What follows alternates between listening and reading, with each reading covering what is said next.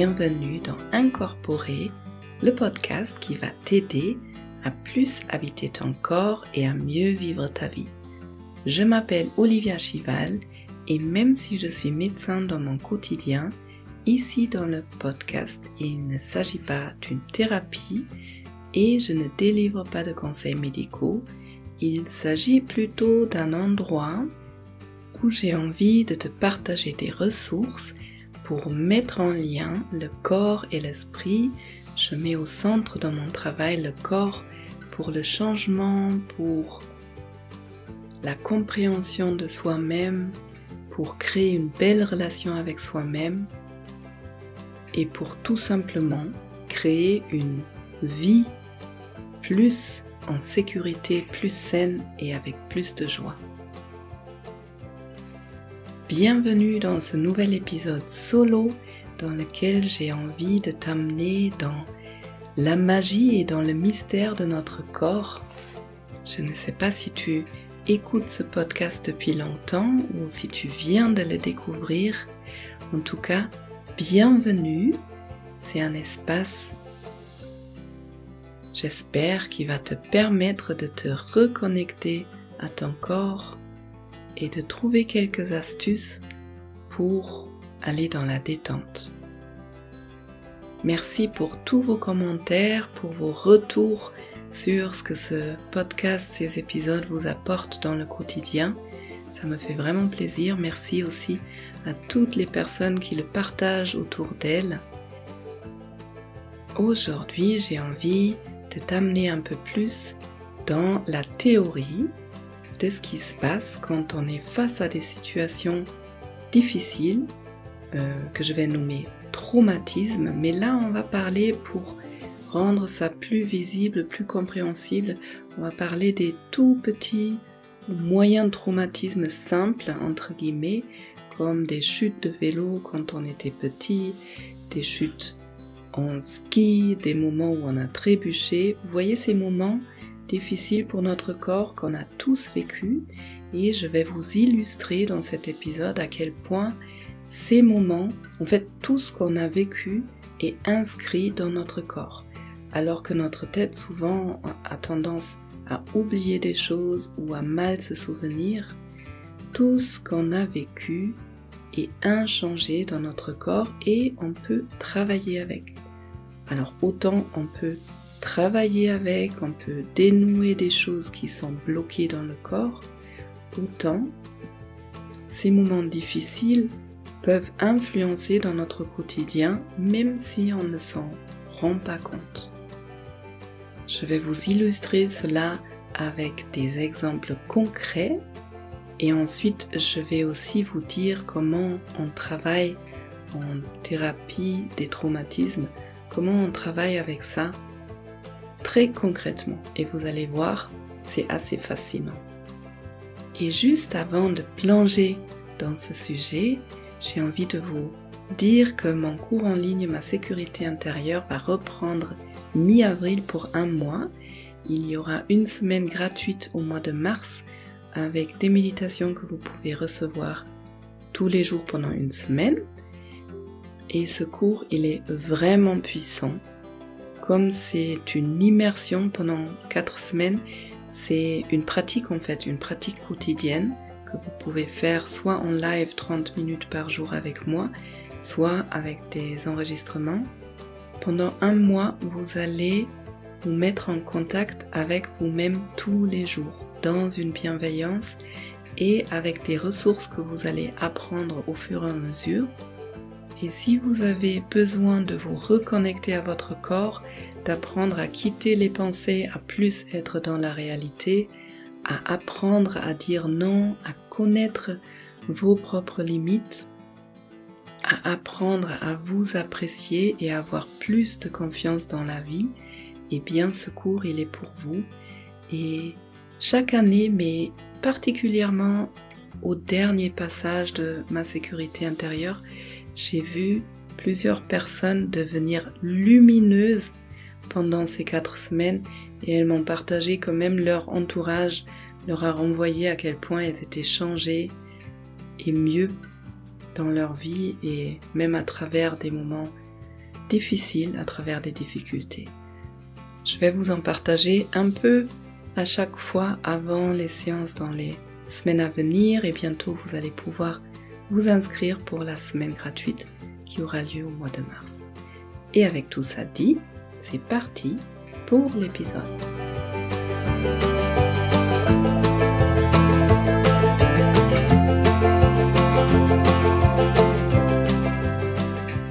On va plonger aujourd'hui dans la mémoire de notre corps.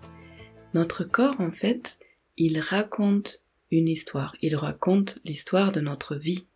Et si vous êtes thérapeute ou si vous accompagnez des personnes, vous savez peut-être que ce que la personne en face de vous raconte avec ses mots peut être très différent par rapport à ce que le corps vous raconte en même temps. Et en général, c'est beaucoup plus intéressant d'écouter, de regarder, de pister ce que le corps de la personne raconte plutôt que de se perdre dans les histoires que le mental veut nous faire comprendre. Alors, je ne veux pas dire ici qu'il ne faut pas écouter ses patients et ses clients, c'est pas ça. Bien sûr, c'est important ce que ils nous disent, mais l'histoire du corps est beaucoup plus vraie. Et comme toutes les ressources vivent dans le corps, tous les traumatismes, les grands et les petits, vivent également dans le corps. Et si on arrive à lâcher l'histoire, l'historique, les mots, et à se concentrer vraiment sur les sensations et à suivre le besoin de mouvement de notre corps, eh bien notre corps, il peut se ressourcer soi-même, sans qu'on l'empêche comme on a l'habitude de faire inconsciemment. Peut-être je vais commencer avec un exemple, ça va être beaucoup plus parlant pour vous. Avec une collègue, on a travaillé sur un accident de vélo qu'elle avait quand elle avait à peu près 4 ans. Et elle s'en souvenait à peine, mais en même temps, elle s'est rendue compte que même adulte, elle avait des difficultés à être sur une moto derrière quelqu'un parce que son corps n'arrivait pas à se laisser aller dans les virages. Si vous avez déjà fait de la moto, vous savez peut-être que quand il y a un virage, ce qui serait bien, c'est d'aller avec le virage au lieu de résister, parce que sinon la personne qui conduit la moto, elle perd l'équilibre. Et donc son ami lui a carrément interdit de monter sur la moto avec lui, parce qu'à chaque fois, son corps résistait au virage. Et quand on en a parlé, elle s'est dit, peut-être il y a un lien avec plusieurs accidents en vélo qu'elle a fait quand elle était petite. Donc c'était pas des gros accidents, elle est jamais partie à l'hôpital, mais c'était assez important que c'est resté quelque part dans sa mémoire sans pour autant qu'elle se souvenait des grands détails.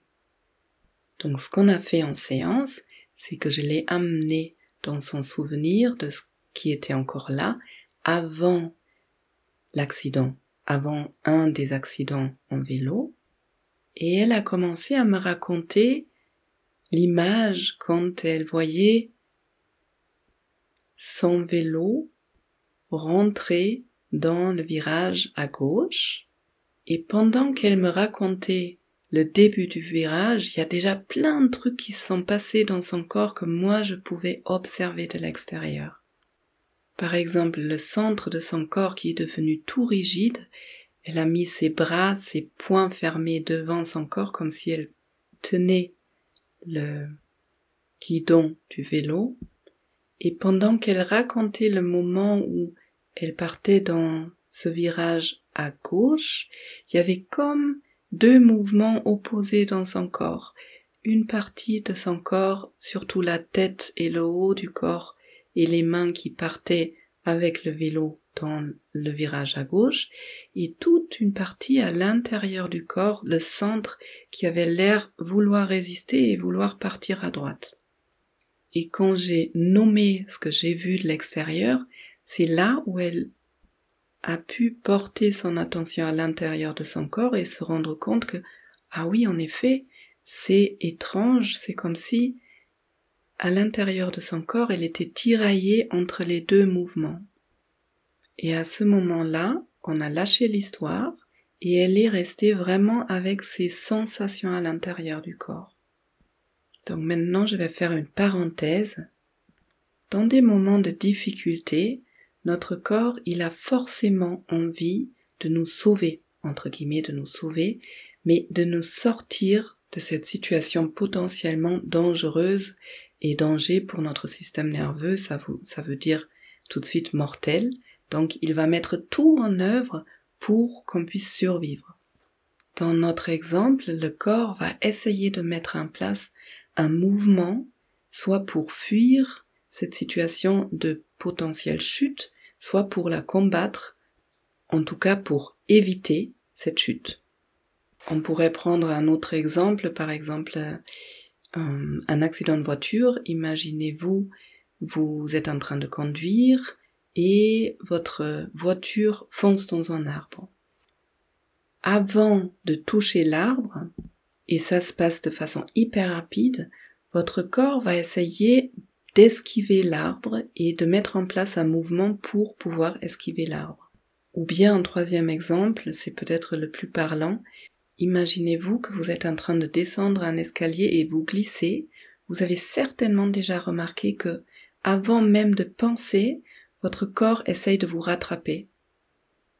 Souvent, on se retrouve accroché à la rampe pour nous rattraper avant même qu'on s'est rendu compte qu'on a glissé. Donc, c'est des mouvements qui sont ultra intuitifs et très très très rapides. Maintenant, en général, quand on a vraiment fait un accident, c'est que l'accident est arrivé avant que le corps a pu nous sauver de la situation. Par exemple, si je fonce contre un arbre, eh bien mon corps, il a commencé à initier un mouvement pour esquiver, mais l'arbre est arrivé trop vite et du coup, je n'ai pas pu l'esquiver.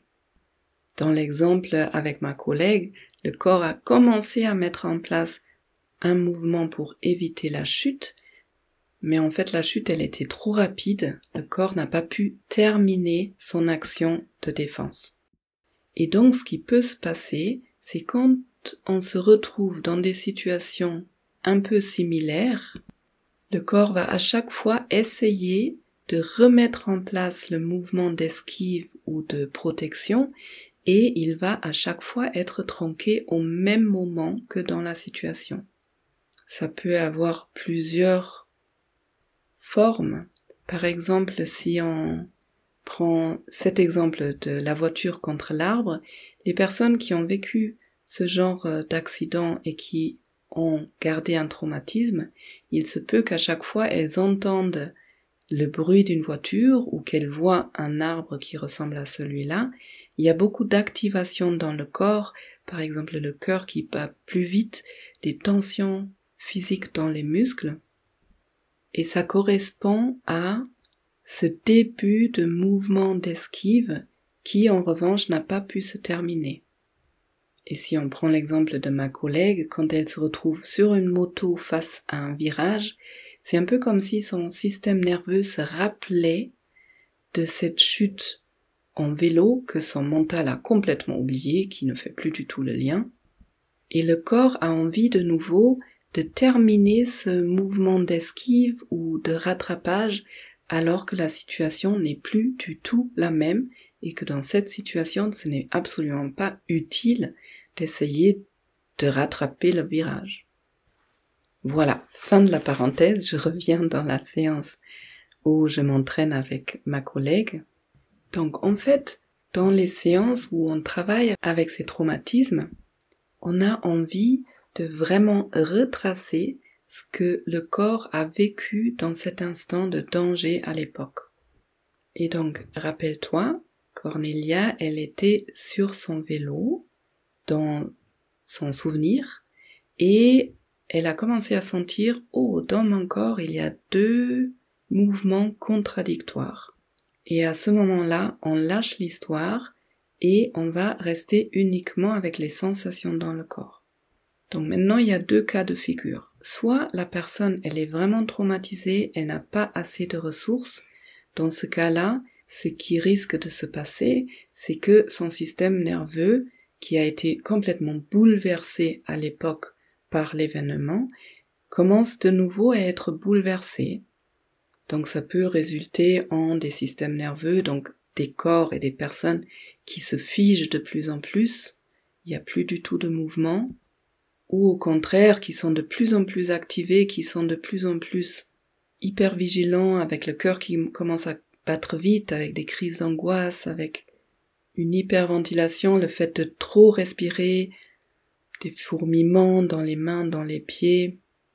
Et si c'est le cas, si j'ai l'impression que là il n'y a pas assez de ressources, dans ce cas-là, je vais aider la personne à instaurer une ressource, à calmer son système nerveux, tout simplement pour qu'elle apprenne à sortir, à se sortir de ces moments-là. Et ça peut être par l'apprentissage de l'ancrage, du fait de s'orienter dans la pièce, premièrement pour revenir dans le moment présent, mais aussi pour réapprendre au corps de tourner la tête et de pouvoir regarder autour de soi, chose qui était souvent impossible lors de l'accident parce que l'accident est arrivé trop vite. Ça peut être des ressources de respiration, de se centrer, de physiquement poser des limites, donc de pousser par exemple contre un mur, ou tout simplement de revenir en lien avec moi par le regard, parce que le lien avec autrui est extrêmement rassurant et peut aussi apaiser le système nerveux.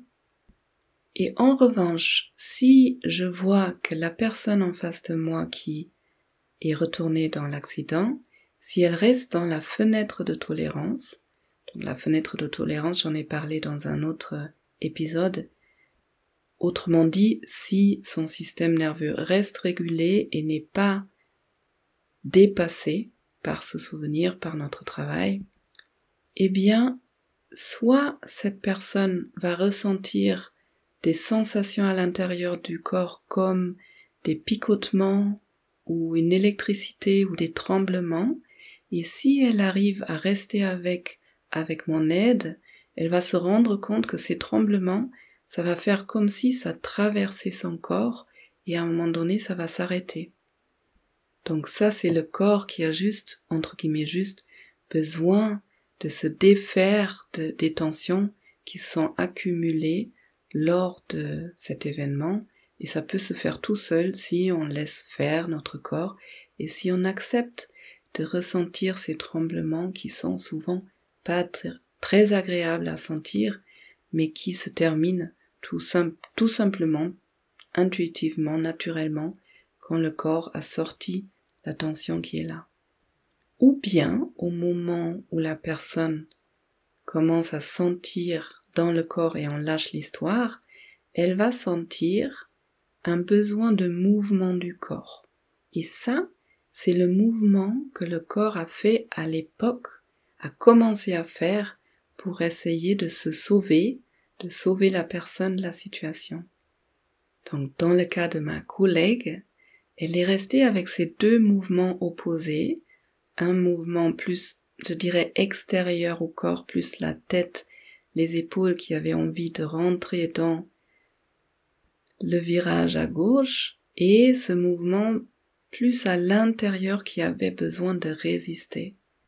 Je lui ai demandé de rester avec le mouvement qui était le plus important pour elle, et c'était au début le mouvement de suivre le virage.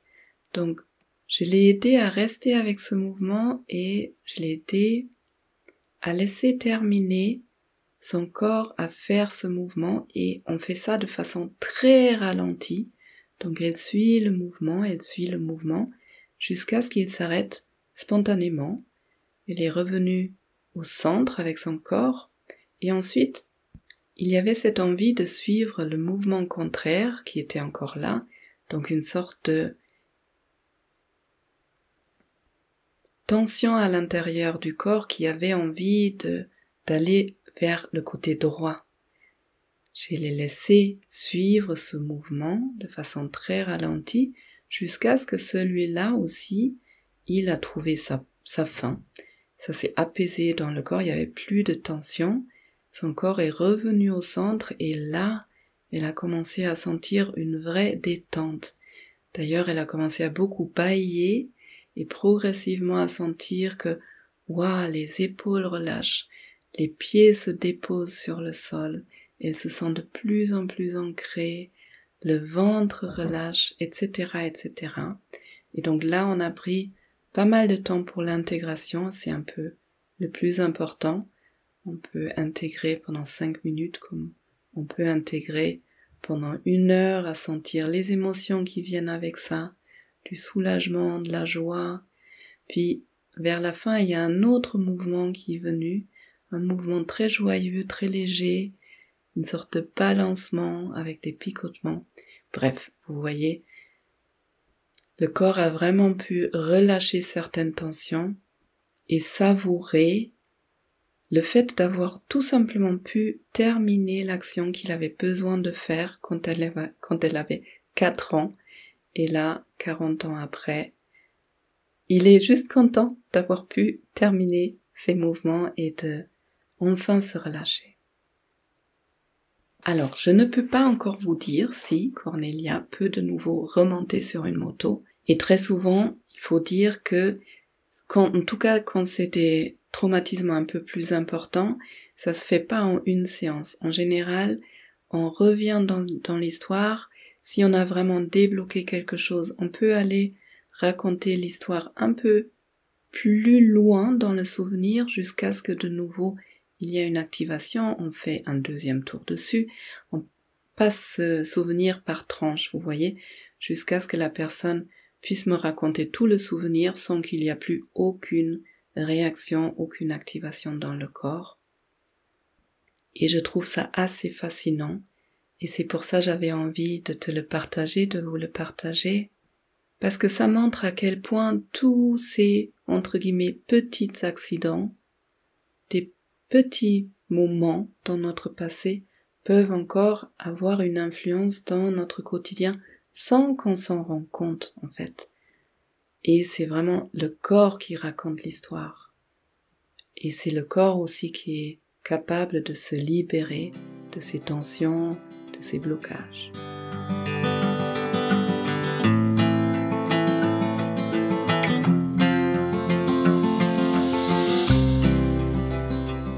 Voilà mon épisode sur la théorie et la pratique de la mémoire du corps, du travail sur les traumatismes. Si ça vous fait envie de travailler dessus, n'hésitez pas à vous chercher des thérapeutes qui sont formés dans les traumatismes. Il y a plein de façons différentes de travailler avec. Il y a l'EMDR aussi qui est une forme de travail sur les traumatismes. Il y a plein de façons psychocorporelles. Il y a bien sûr la thérapie sensorimotrice qui arrive enfin en France. Et voilà. Et si mon travail vous parle, si vous avez envie d'apprendre un peu plus sur moi, vous pouvez vous inscrire dans la lettre d'Olivia. C'est ma newsletter qui sort 1 fois par mois, tous les premiers du mois. Et cette année, dans cette lettre, je vous partage des personnes et des approches qui m'ont influencé personnellement et qui ont grandement influencé ma pratique, mon travail. Si ça vous dit d'aller à la rencontre de votre corps avec des outils très pratiques, et bien bientôt vous pourrez vous inscrire dans ma sécurité intérieure, le cours en ligne dont je vous ai parlé. Et puis bien sûr vous pouvez partager cet épisode, vous pouvez laisser des commentaires sur la plateforme où vous regardez ce podcast, où vous l'écoutez. Appuyez sur le pouce vers le haut si vous êtes sur YouTube, me laissez des avis 5 étoiles, ça permet vraiment au podcast de grandir et à toucher plus de personnes à qui ça peut être utile, ces infos que je donne, ces méditations que je vous offre. Et maintenant, je vous souhaite d'aller bien J'espère que cet épisode vous a inspiré, que vous êtes plus en contact avec ce miracle qui est notre corps. Il y a encore tellement de choses qui ne sont pas comprises et il y a tellement de choses qu'on a déjà compris et qu'on peut explorer. Et je vous souhaite une belle journée, une belle soirée et à bientôt.